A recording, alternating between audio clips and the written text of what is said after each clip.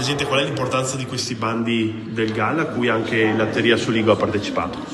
Allora, l'importanza è strategica perché è un incubatore e questo moltiplica poi quelle che sono le varie iniziative.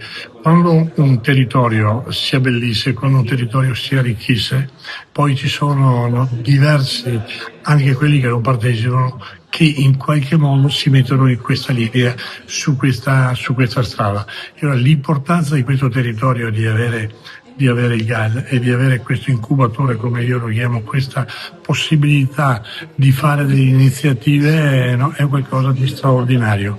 Io credo che il Consiglio di amministrazione, Beppe Carlet con tutto il suo gruppo genovese, non stiano facendo un qualcosa veramente eccezionale per questo territorio. Si vede la differenza dove c'è un GAL, dove c'è un distretto come questo, no, dove non c'è.